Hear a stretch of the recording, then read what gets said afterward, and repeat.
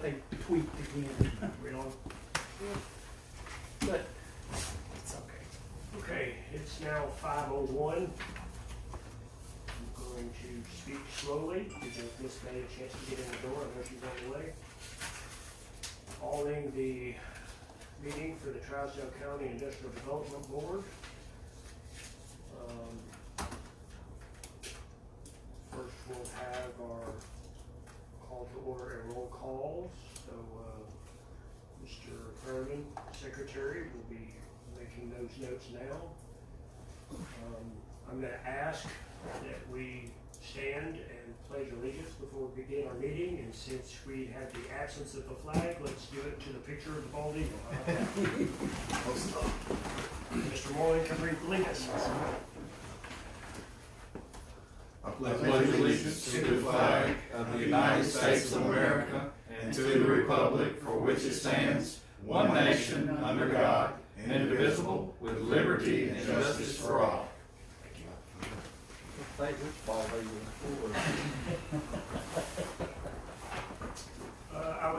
I have emailed out the minutes, and they are also in print in front of you, and I would like for you to review and amend or correct anything that you see that needs to be amended or corrected, and I will be needing a motion if there are no amendments or corrections. Motion approved. Motion from Mr. Moreland to approve the minutes. Second. The second from Mr. Graves. Any discussion? All in favor say aye. Aye. Any opposed?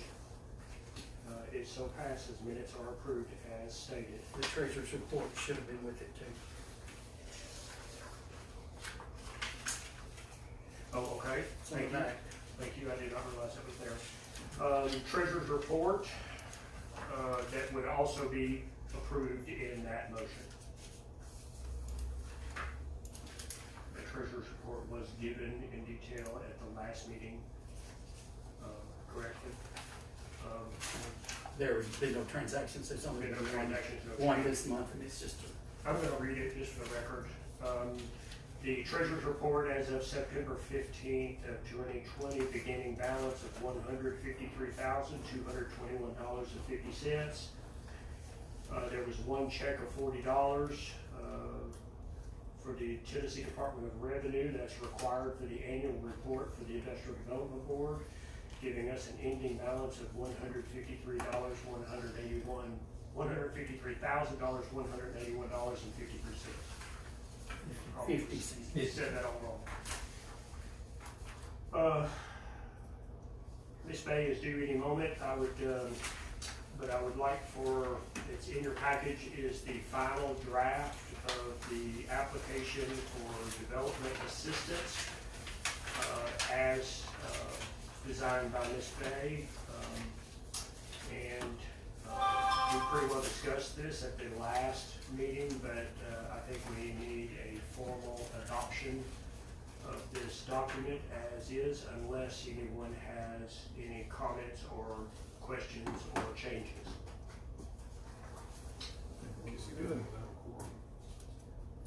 We have more than a majority. We have 4 out of 6. Correct, Mr. Jewell, I count as a quorum, correct? Yeah. And Ms. May is coming in, so let me stall for just a moment and let her join us. I think this is very complete. It looks good. Hello, Ms. May. Hello. We have begun, but we are now to the place on the agenda, when you get just a second to catch up, where we're looking at the application that you designed. And I don't, so far, haven't heard anyone have any questions, comments, or complaints or suggestions. So I believe we would need a motion to formally adopt this document into the Industrial Development Board's future business. Make a motion that we adopt it as drafted. Scott Graves makes the first motion. Mr. Moreland makes the second motion. Are there any discussion? All right. All in favor, please say aye. Aye. Any opposed? It so carries. Thank you, Ms. Bay, for the wonderful job on that. I think it looks terrific. The mayor has some updates for us on the website, and to be fair, I have done absolutely nothing on this, so whatever's been done was up to him and Miss Amy. And I believe he has some things to show us, so I'm gonna turn it over to you, Mr. Mayor. Well, first of all, Mr. McFarland, he's got it connected to his phone to the TV. I can't, for some reason, this computer won't recognize the TV screen, so I won't be able to show you the website or the web page on that. I can bring it up on my computer if y'all want to come around and look at it. But How about we, if it's okay, if it's permissible, let's jostle the agenda in order just for a minute so we can talk about what he's got up there. Does that work for you? Yes, sir, that'd be fine. That's at the chairman's discretion, you can change it. Okay, You want I to can change it. jostle it, okay. You guys bear with me, it's my first time. I would like to reorder the agenda just a little bit, and let's kick number 5, the website update, down, and let's move number 6, the sewer access for Mr. Anderson's property, up a little bit, because there have been lots and lots of developments, and I'm gonna do my best to catch you up. Can you scroll that at all, or stand down just a little bit? Little bit more, little bit more, yeah, a little bigger, like scroll away, Zoom out. right about there. A little more. Right, perfect, okay, I'm gonna stand up, folks, so I can show you. I have been in contact with Mr. Anderson. He reached out to me last week to discuss this matter. Because as you see in your packet there, and it's highlighted the contract, the sale contract, we are responsible for providing him with utilities to the boundary line of his property. And it has been discovered that the sewer line does not meet the boundary line of his property, and there was some contingency over what we were gonna have to do to make that happen. So this morning, with the help of Mr. Borland, he put me on somebody, another contractor that came out and looked at it. And I was trying to narrow in or zero in on some bids on what it's gonna take, but I was also having a great difficulty having anybody tell me precisely where we had to go from and where we had to go to. Because I was hearing a figure from between 350 feet and 400 feet.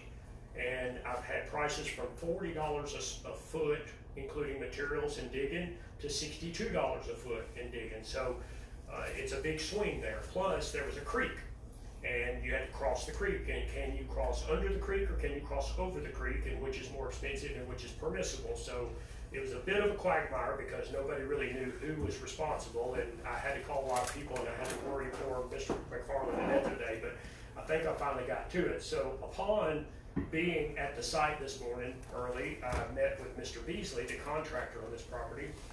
And if you can see, Ms. Bay, Mr. Beasley and I were standing right about here on the map. And we're actually behind Old Time Express. Now, we were looking across the valley, and there's a flag right here. And everybody was assuming that this is the property line from this point on Halltown Road to this point that was marked with a cone behind Old Time Express. And that would make sense, that distance that they were thinking they were gonna have to do. And you have a creek right here. With further diligence into this, I pulled the tax maps on this to realize that Mr. Anderson's property line does not end right there. It goes another 310 feet into the woods along this tree line and across the creek and back up behind Old Town Express and then to the road.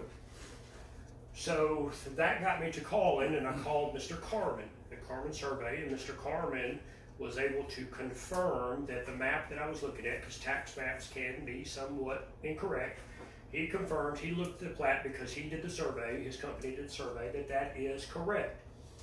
So upon figuring that out, Mr. McFarland sent somebody out at 3 o'clock, one of his people, and he definitively marked the sewer line. The sewer line marked, there's a manhole cover right about here. Is that right? That's the purple thing, isn't it? The purple. So there's a manhole cover right there. And what it is the sewer line runs across Halltown Road in some fashion, down to about this, and then back this way towards Industrial Drive. The closest place to move into is just about this manhole cover to tap into the sewer. There's an 8-inch sewer main right there, and they will tap into it with a 6-inch line.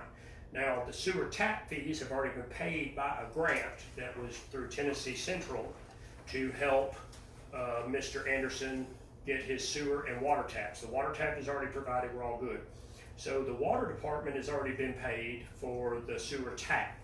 In this, the sewer tap, they will tap in right here and they will go 20 feet, give or take a foot or two, towards the property line and stop and make a clean out. And that is where we would hypothetically be responsible for tapping onto to go to the property boundary. Well, that, if you look at the green dot right here, that is about where we would be responsible for tying on, and the green dot here is the termination of our responsibility at the thing. So it is not 400 feet, it is about 50 feet. And it is not going through rock, because the estimates that we got were going through rock for 350 to 400 feet. They figure worst case scenario, and it does not appear to be any rock in that particular vicinity. Nobody could see any. And we do not have to cross a creek, because it is only our responsibility to get it to the property line, not to his building. It will be Mr. Anderson's responsibility at that point to take it from this green dot here to his building and cross that creek in however fashion he sees fit. Our contract, as you see highlighted in yellow, only really deems that we're required to provide it. Now, if he requires a greater capacity than what is provided, that is something that he would have had to find out during his due diligence period, and he would be responsible for any upgrades from there. So just say hypothetically, if we were providing a 6-inch line and his facility required an 8-inch line, then it would be on Mr. Anderson to pay the difference on that, but he does not need that, so a 6-inch line should be sufficient. So we do not have enough information today to put this to bed. I had Mr. Carmen himself, Carol Carmen, came out and measured this with me. Also, Mr. Anderson came out with Mr. Carmen, and we all put our eyes on it and stood there. That's why me and Scott are head to toe in sweat, because we just come out of the woods 10 minutes ago. Scott Graves walked with me. That way, if Mr. Anderson had any questions about this, he could have, or disputes about the property line, Mr. Carmen is there, and he could certainly answer it smarter and more intelligently than I could. So all people agree that the manhole cover is here, and Mr. McFarland was there at the same time. So the manhole cover is here, the clean out is about there. He GPSed this, so that's why these dots are there, and the property line is there. Now, what we would need, and Mr. Anderson concurs, and he understands, and there's no conflict. But going forward, we cannot put this to bed tonight, because we don't have an exact per foot measurement, and we won't know that until Mr. Carmen's company goes back out and pins it to the exact spot of the property line. There was a survey done under the requirement of the SBA when Mr. Anderson bought the property. They brought in a surveyor from another state, and he did not mark the property line, and he got paid a lot of money. So Mr. Carmen is going to have to go back. So I feel like it would be the board's responsibility to definitively decide where the property line is, because we're going to have to still address the easement on the back, 50 feet of easement on the backside of Old Time Express with Mr. White, which we've already kind of talked about that in previous meetings. And we're going to have a legal description, and to have a legal description, you have to have a surveyor go out there and do the legal work. So we've got to ask Mr. Carmen to go out there and do it anyway, so he needs to just have him pin it at the same time. So what we're going to hopefully get to do tonight is that if everybody, after you have a chance to discuss this or ask questions, we would need to potentially make a motion to authorize either myself or Mr. Beal or whoever you choose to authorize the Carmen survey to go out there and do what we need, because we're going to need that legal description for Mr. Beller to draw up the easement papers and settle that with Mr. White. And we're gonna need an exact footage measurement. So we know exactly how much money we're looking at here.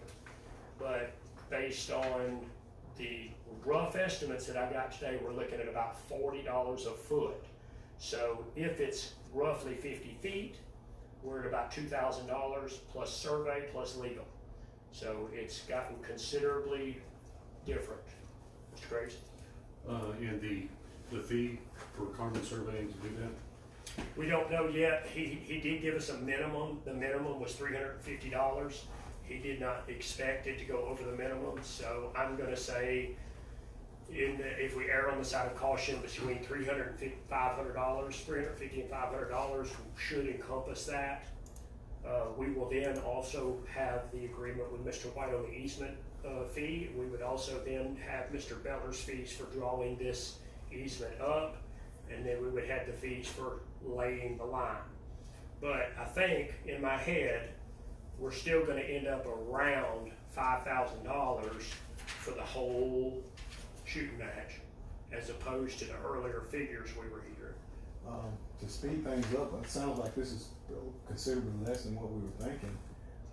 Is there something can we put a up to dollar figure that allows somebody to go ahead and approve that, so we're not waiting and going to the next meeting? Cause I mean, Say up to $5,000. yeah, up to $5,000. As long as it's under $5,000, you don't have to come back to the board. Right, and give somebody the authority to go ahead and approve it and Well, if, You can do that things over with. and I within think the that's motion.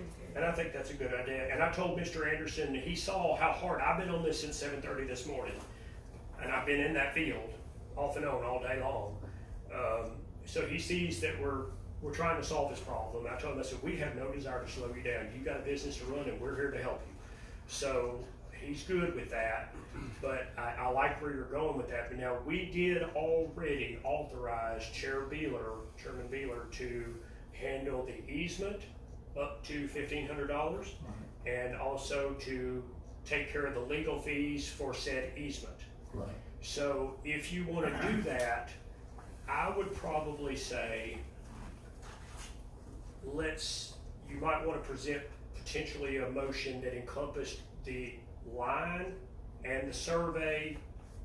That would be the only two things you'd have to do. And my rough math is going to say that about $3,000 is going to get that.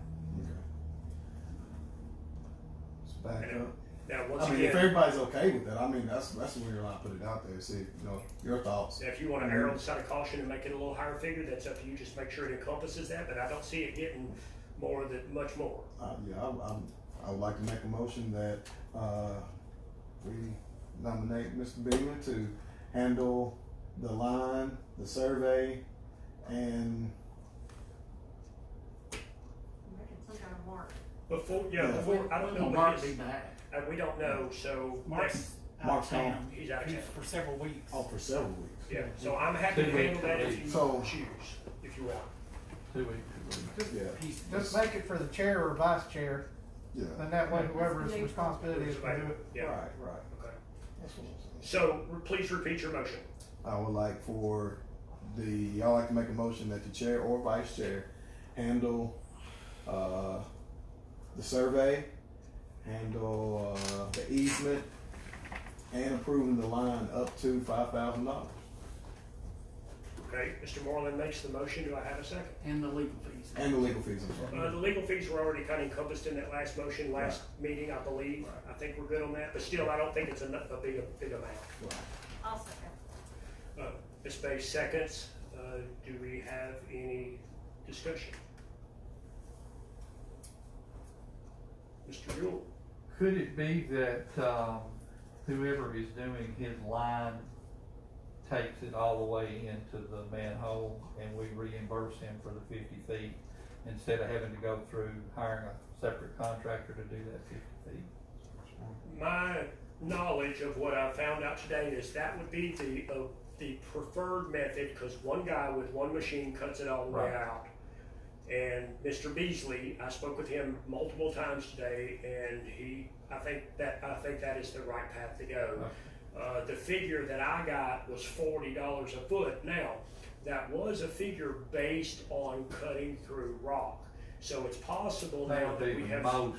it may be a maximum of $40 a foot. So, but it's possible that it will be a reduced rate because they don't have to have a rock cutter out there to cut it during at least that first portion, because it appears to be very healthy dirt.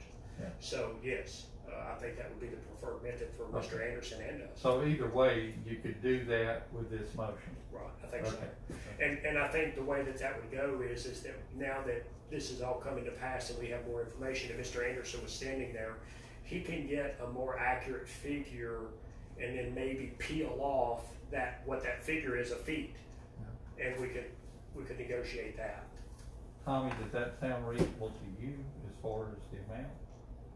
If they don't hit rock, $40 a foot is excessive. That is a rock price right there, Yeah. so it'll be less. What is, what is a typical non-rock price? Wish I could remember what ours is. We have a contract with somebody to do it. It's around, of course, his bid was a little unique because we bid more footage on our bid, not like this, it'd be less footage. It's about $30 what we pay for rock, a 24-inch ditch to dig rock. And I'm thinking it's 10, about $15 for dirt. 15. Material and all? No, that's just digging. Good dig. Okay. The 40 that I got included materials. Yes. Yeah, That's about right. That's So I'm more. thinking That's 30. more, that's probably what, 30, he's probably charging 30 then, and then materials on top of that. Yeah. So I personally, after a very hectic day, and I had wonderful help from Mr. McFarland and Mr. Carmen, dropped what he was doing and personally came out there and walked that property and crawled through the woods. Mr. Anderson showed up. Everybody chipped in and helped, so I feel pretty good about what we discovered. So we have a motion, we have a second. Any more questions or discussion? All in favor? Say aye. Aye. Any opposed? It so carries. All good. Thank you for the extra help. Sorry? Thank you for the legwork on that. I was on it then, I just wanted to figure it out. We're gonna go back to the number 5 on the agenda for the IDB website. And once again, I have done no work on this, so what you're gonna see here is purely the mayor and Miss Amy's work. He has something to show us, I believe. Yeah, I apologize, I can't get it connected to the TV. Mr. McFarland's phone recognizes the TV, for some reason my computer doesn't want to, but I can turn my screen around and you can look at it, and I'll just come around the other side and kind of explain what we're looking at here.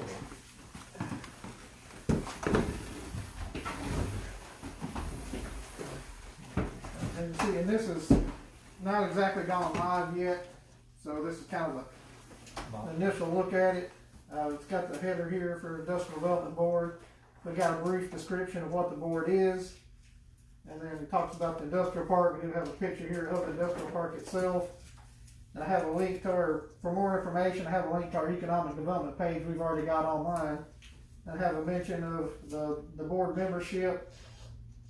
And then we started posting past minutes and packets and whatnot. We actually have posted some videos to YouTube. So we've got one that we've already linked to here. So you can link to YouTube and see the past meetings. So we will fill that in more as we go, as far as more minutes and agenda and everything as we go along, and do it similar as we have other boards and committees. And then, as I said, I'll go back to here. And if you click on the economic development link, it takes you to our page where we've got more information, county specific information. Here's where Mayor told her a new manufacturer coming in was wanting to do his job posting. We put that on there. And then this is some statistics that automatically updates. So we were able to work with Greater Nashville Regional Council, and they have this service that they are already paying for, and we were able to use their service. And so we all got that linked on our website, and we appreciate them giving us that information. It has a lot of demographic information for the county. It automatically updates. We don't have to update it whatsoever. It just automatically updates on its own. Then we get to the bottom, we have links to, this is the workforce development links, gives you different organizations we work with, TCAT, the school district, Vol State, Workforce Essentials, who is our fiduciary agent for our area workforce development board, the American Job Center that opened up here on McMurray, and then TVA has a workforce development tool. We link to that as well. We have some business and industry. We've got different classifications here. We've got manufacturing. This is kind of all the larger manufacturers in the county. The industrial part, which right now we only put, since all this one was pretty much taken up, we are trying to get things going to PowerCom, so we included PowerCom on here.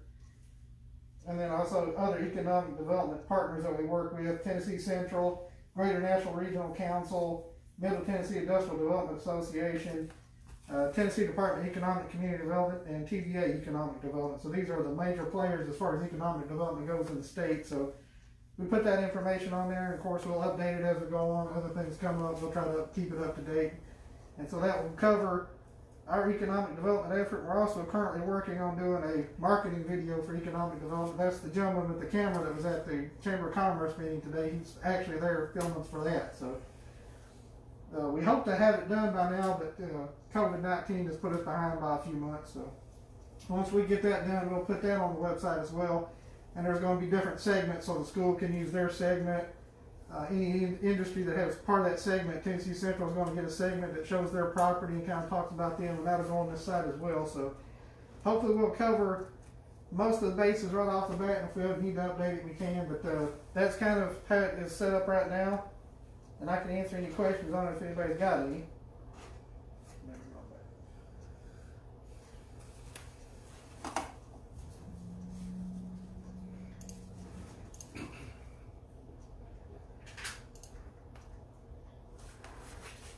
Yes, sir. Two things. One, can you send us all links where we can get to that and see it? Yeah.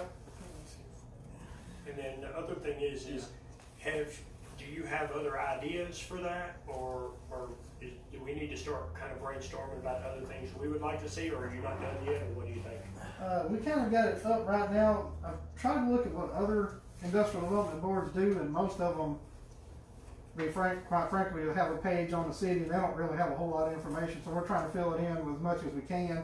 I think a lot of information that would have on here is already on the economic development page, and that's why I linked to that. So, like I said, if there's any other thing we need to put on there, and I did have Dan at Tennessee Central and then Will West with Tennessee Valley Economic Development looked over it, and they said they thought it was pretty good. But if anything else comes up, we're certainly, it's always going to be a work in progress, adding new information as we go along. So if there's anything you want to add on to it, you can look at it once we send you a link and give us your feedback on it. And certainly, this site's not too difficult to update, so it shouldn't take too long to get it done and put on there.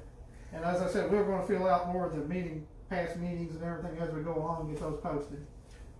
I would probably ask the members, once you get that link, if you have any suggestions, if you would send those to me, then maybe we can work through those, and I will work with the mayor, and that way he's not covered up with emails from a lot of people, and we can craft this a little further. But I think he's done a fabulous job.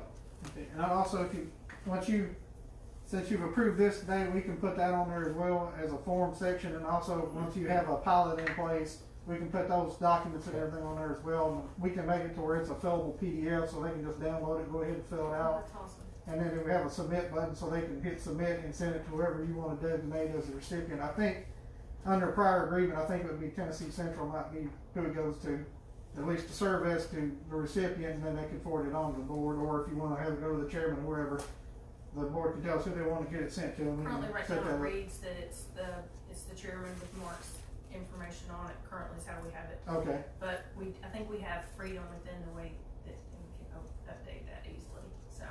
I think that's true. Thank you. Yeah, that's great. Thank you very much.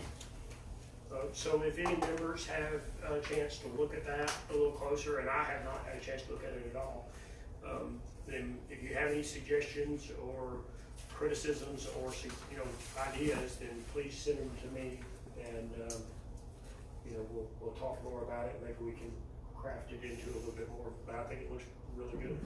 And also, if we ever have any other property that becomes available, or another building in the county becomes available, we can send that to TVA. It has a site, it's called tvasites.com, where they put a lot of information on the site as far as utilities and everything on there, and we can include a link on here, and so it'll go right to the TVA site.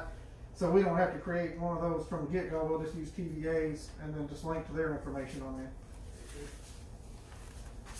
Very good, thank you, Mayor. I think it absolutely accomplishes what you were trying to, and that's the web presence and contact information. Absolutely. Trying to bring us into the 21st century. Can't get hands free.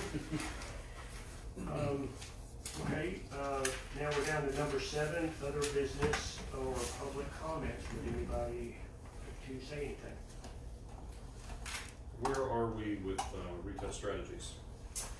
To my knowledge, nothing has transpired with Retail Strategies. Last I heard, I had communicated with Ms. Beasley of Retail Strategies and put her in contact with Mr. Jewell, Chairman of City Council, and Mr. Beeler to coordinate a visit so she can make a presentation. But to my knowledge, nothing has transpired. I have not been contacted by her. Okay. I don't think. I did reach out to her via email, and I have not heard back yet. And I asked her for some dates going towards the end of this month or the end of October. So if she gets back to me, I'll send that to the board, and we'll try to coordinate something.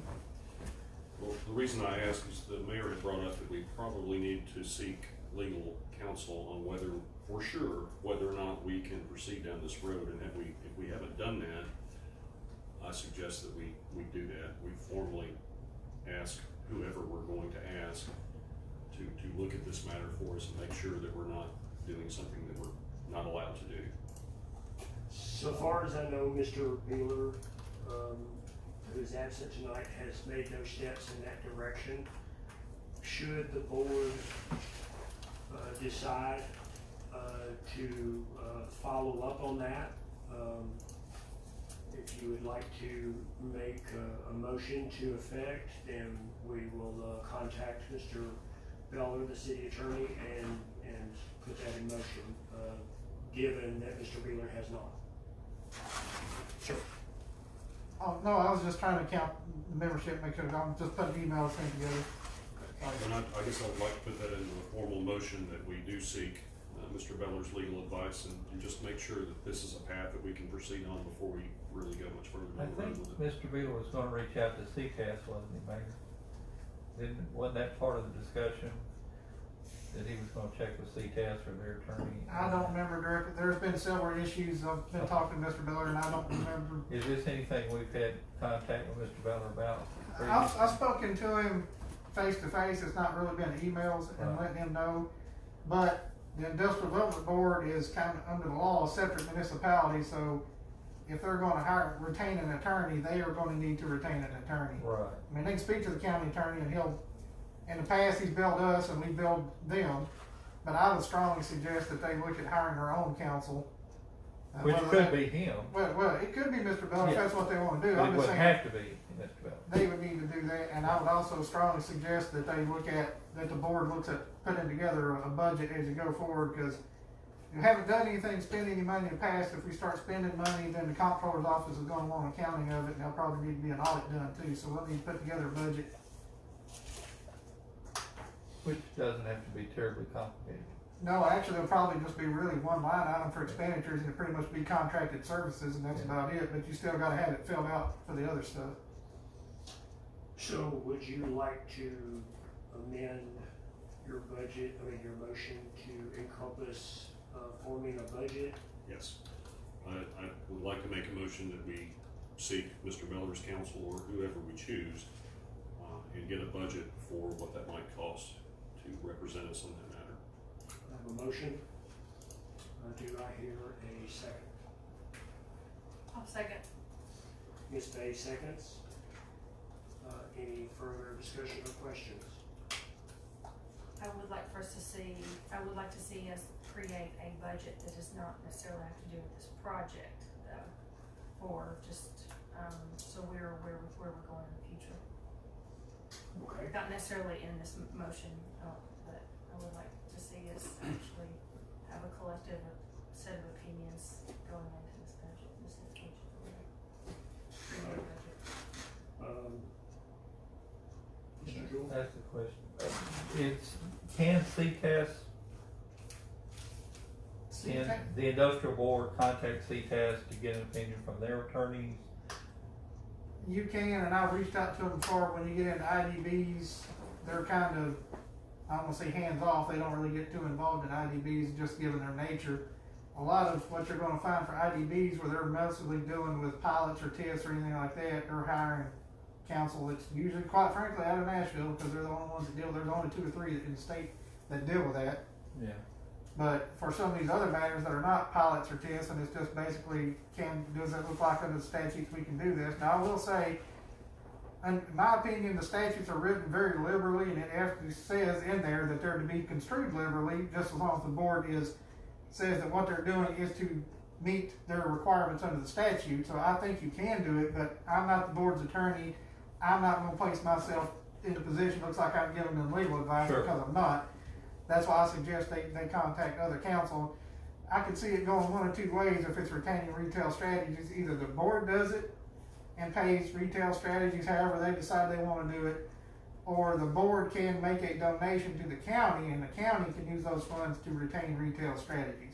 I'm not sure which one's the best way to go. I could see personally preferring the IDB to hire retail strategies if they could. That way, if it comes to a pilot or TIF or something like that, retail strategies has already been involved with the board.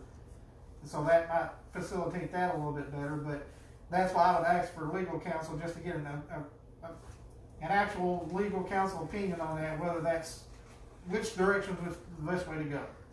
Do you think this would have to go as far as an AG's opinion on it or anything? I don't think so. The thing is, when you start looking at IDBs and you got so many across the state, each one of them does it different. Some of them do get involved with retail recruiting or something like that, but the one down in Murfreesboro and Rutherford County, they've made it, that's actually their policy, they don't get involved in retail. But they can. Other IDBs, the Cookville IDBs actually did a pilot for that new shopping center and everything up there, so the county brought it to them and they put together the pilot and did it that way. So some of them get involved, some don't. It's just when you get in IDBs, it's drawn in such a very nebulous way that it's kind of up to local practice, I guess. But as far as just getting an opinion on that one issue about hiring retail strategies, which looks like it's the best way to go, that's what I was suggesting at the time, just so they have a legal opinion they can go on, not just my feeling looking at it. I think they probably can, because it does, as I said, the statutes are written very liberally to really get economic development. So I think either way, I think they could. It's just which way is better. I guess where I was coming from is we're already a part of these associations that have legal counsel. That's the part, why are we going to hire an attorney to give us an opinion that an association attorney, CTAS, MTAS, whoever, could give us just as a part of us belonging to them?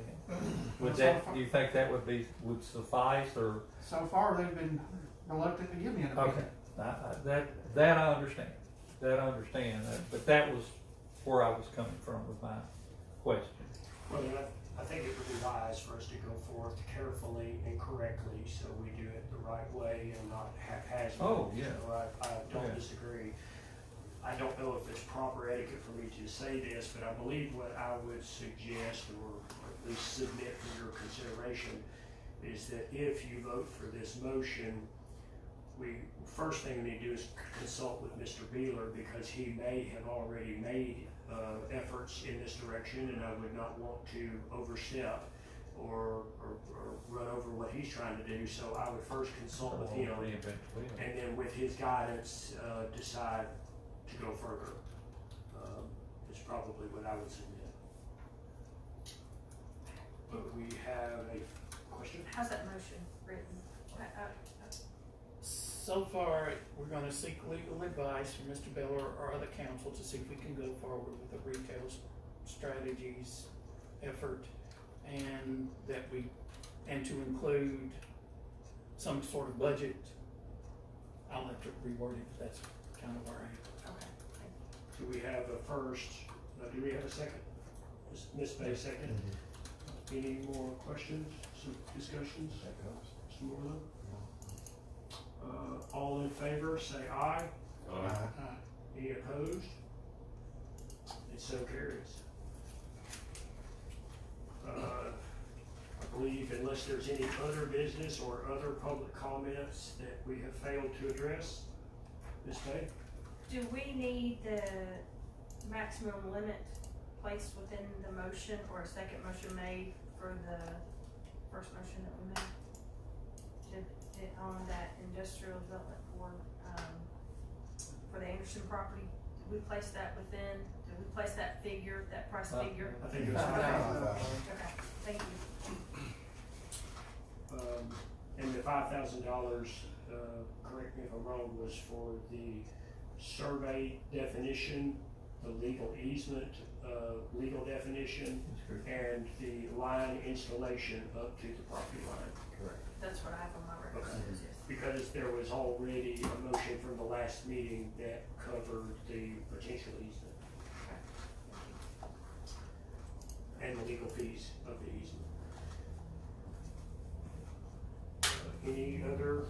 Anybody forgetting anything?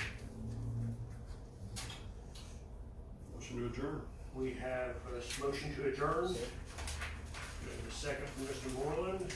Our next called meeting is currently scheduled for October 20th. It could possibly change, but right now it's set for October 20th, and we are adjourned. And with my great thanks for helping me through my first time and dismissing my horrible appearance from coming out of the woods. Thank you. Yes, sir.